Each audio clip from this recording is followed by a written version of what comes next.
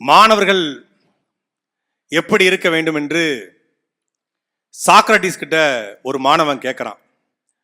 Socrates சொல்றாரு, கொக்கை போல இருக்க வேண்டும், கோழியை போல இருக்க வேண்டும், உப்பை போல இருக்க வேண்டும், உன்னை போல இருக்க வேண்டும் என்று சொல்றாரு.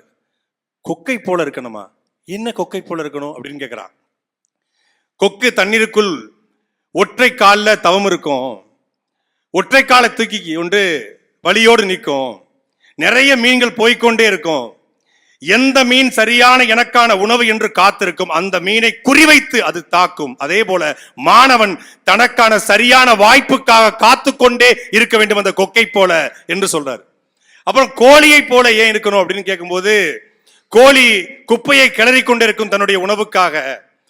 குப்பையில தனக்கான உணவை மட்டும் எடுத்துக்கொண்டு அந்த குப்பையை விட்டுடும். மாணவன் இந்த சமூகத்தில் நடக்கக்கூடிய அத்தனை தீமைகளை விட்டுவிட்டு தன்னுடைய நல்லதை மட்டுமே தேர்ந்தெடுக்க வேண்டும், நாம் இந்த மகிழ்ச்சி மாணவரை போல என்று சொல்றார்.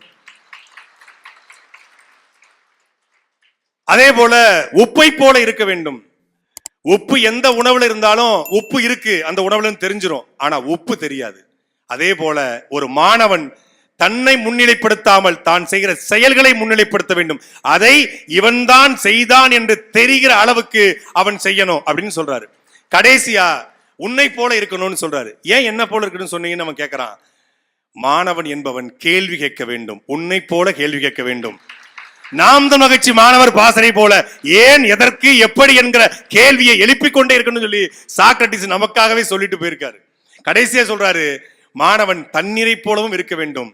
தண்ணீரை போல இருக்கணுமா அப்படின்னு நம்ம கேட்கிறோம். ஆமா, எந்த பாத்திரத்தில் ஊற்றினாலும் அந்த பாத்திரத்துக்கு ஏற்றாது போல் அது மாறிக்கொள்ளும், அதுபோல அவன் தண்ணீராக இருக்க வேண்டும். அப்படித்தான் நாம் தமிழர் மகிழ்ச்சியுடைய தலைமை ஒருங்கிணைப்பாளர் செந்தமிழன் சீமான் தண்ணீராக இருப்பார்.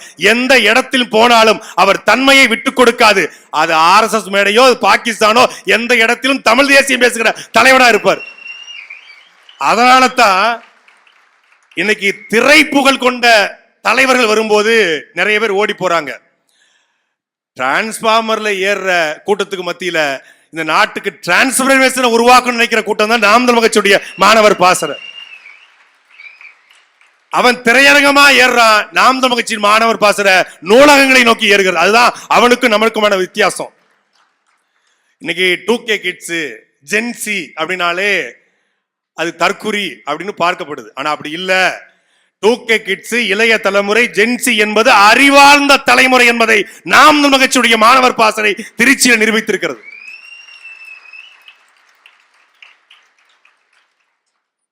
இந்த நாட்டில் நடந்த அத்துணை போராட்டங்கள், நீ எந்த போராட்டத்தை எடுத்தாலும் மாணவர்களுடைய பங்களிப்பு இல்லாமல் அந்த போராட்டம் வென்றது கிடையாது. இன்னைக்கு தமிழ்நாடு சட்டசபையில அமைச்சரவையில் இருக்கிற அத்துணை பேருமே மொழிப்போர்ல மாணவரா இருந்து போராடியவர்கள் தான் சட்டசபை இருக்காங்க.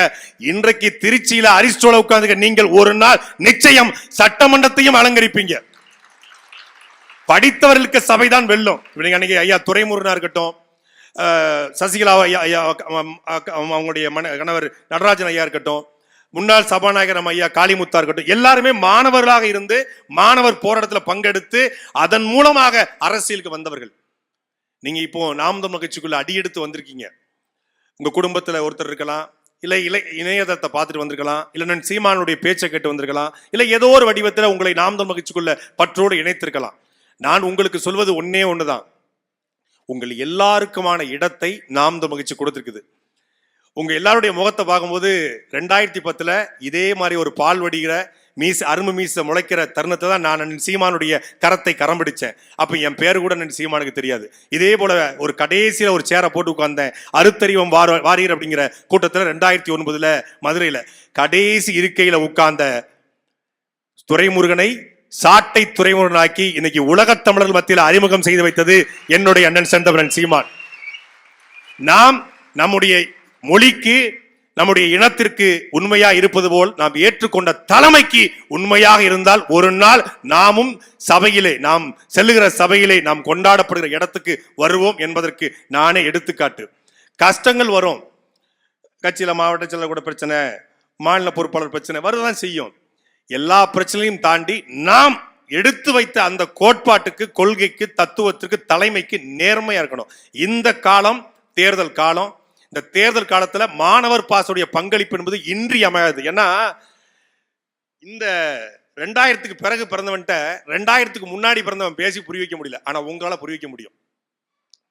உங்களால அவனை புரிய வைக்க முடியும். டேய், நான் எதுக்கு இந்த களத்தில் நிக்கிறேன், எதுக்காக சீமானுடைய கருத்தை பிடிச்சிருக்கிறேன், ஏன் நாம் தமிழர் கட்சி நிக்கிறேன், எதற்கு கொள்கை முக்கியம், ஏன் கோட்பாடு முக்கியம், ஏன் இலக்கு முக்கியம், ஏன் தமிழ் தேசிய முக்கியம் என்பதை நீங்கள் உள்வாங்கினால் மட்டும்தான் நீங்க உங்க சக தலைமுறை நாசமாய் கொண்டிருக்கிறது.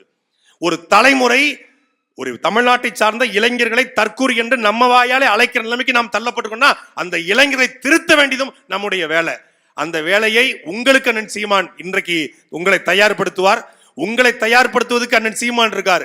அதே போல இந்த அரங்கத்துக்கு இருக்கிற 1000 பேரும் நீங்கள் ஒவ்வொருத்தரும் ஒரு 10 பேரை தயார்படுத்தினால் தமிழ்நாட்டில் எல்லா தற்கூரிகளும் தமிழர்களாக மாறுவார்கள். அந்த வேலையை நீங்க செய்யணும். உங்க கல்லூரி நண்பன் போகலாம், யாரு பின்னாடியே போகலாம், நடிகன் பின்னாடி, இல்ல வேற ஏதாவது திராவிட அரசியல்வாதிகள் பின்னாடி போகலாம். அவர்களை நீங்கள் தயார்படுத்தணும். எதற்காக தமிழ் தேசிய கோட்பாட்டை நான் ஏத்திருக்கிறேன். இந்த மாநிலம் பார்க்கிற சிக்கல் என்ன, கச்சத்தீவுனா அதுக்கு பிரச்சனைக்கு பின்ன காரணம் என்ன, அதுக்கோட தீர்வு என்ன, காவிரி சிக்கல்னா எதுக்கு அதுக்கான பிரச்சனை என்ன, அதுக்கோட தீர்வு என்ன, முல்லை பெரியார்னா ஏன் பிரச்சனை, அதுக்கான தீர்வு என்ன, இந்த பிரச்சனை தீர்வு இதை நாம் தெரிந்து வச்சுக்கணும். நம்ம மாநில தற்சார்பு பொருளாதார கொள்கைலாம் என்ன, அது ஏன் தேவை, எந்த அடிப்படையில் சீமான் அதை சொல்றாரு, நாங்க வந்தா என்ன செய்வோம், இதுதான் எல்லாரும் கேட்கறான். அதை நாம் ஒவ்வொரு இளைஞர்கள்ட்டையும் கொண்டு போய் கடத்தினா அவனுக்கு ஒரு தெளிவு வரும். ஏன்னா எல்லாரும் படிச்சவன் தான், யாரும் முட்டாப்பே கிடையாது. அவன் கேள்வி கேட்க தெரிஞ்சவன் தான், அவனுக்கு சொல்ல ஆள் இல்லை. அப்படி நாம் இந்த அரங்கத்தில் கூடியிருக்கிற நீங்கள் அத்தனை பேரும் அதற்கு தயாராகுங்க. உங்களுடைய வகுப்பறைக்குள்ள நாம் தமிழர் கட்சியுடைய கோட்பாட்டை, கொள்கைகளை, அண்ணன் சீமானுடைய சித்தாந்தத்தை கொண்டு போய் சேருங்கள். நிச்சயமாக 2020 மிகப்பெரிய ஒரு புரட்சி வெடிக்கும். அது உங்களால் நடக்கும்.